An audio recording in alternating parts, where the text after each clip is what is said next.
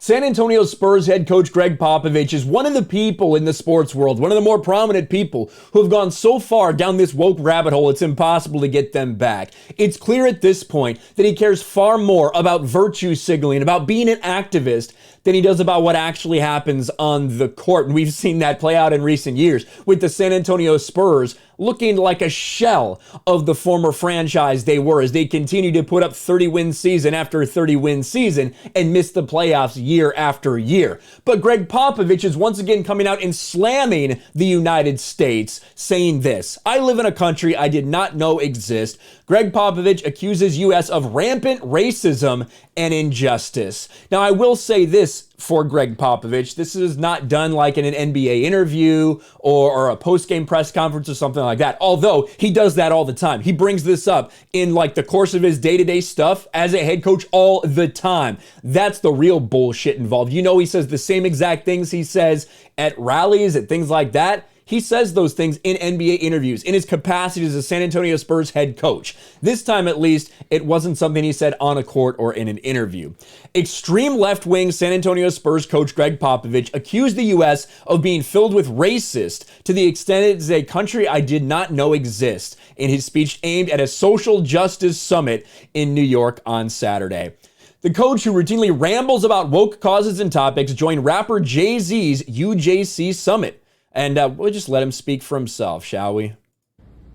I can't imagine a day or two or a week. I can't put my arms around it. I mean, this is the country we live in. I don't have the answers, but it pisses me off, it hurts me, it confounds me, and I wonder, where the hell do I live?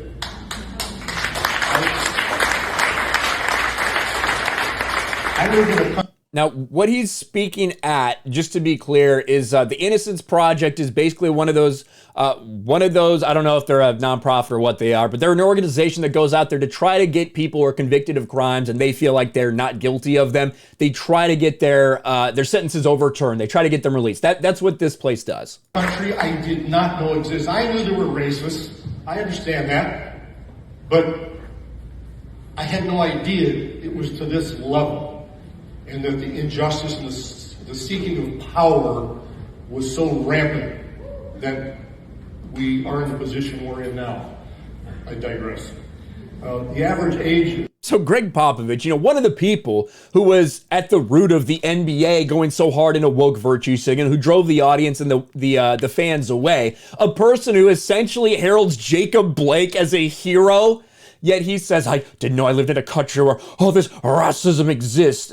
Greg Popovich lives in a world that is not reality right now. I think we all understand that. This is the same Greg Popovich who 2 weeks ago was saying that we should ban any form of rifles in the United States. He's probably one of those idiots who calls an AR an assault rifle. That's how dumb Greg Popovich is. Before that, he was accusing Italian Americans of being Nazis for supporting Columbus Day celebrations. He called Texas officials cowards for dropping mask mandates for COVID.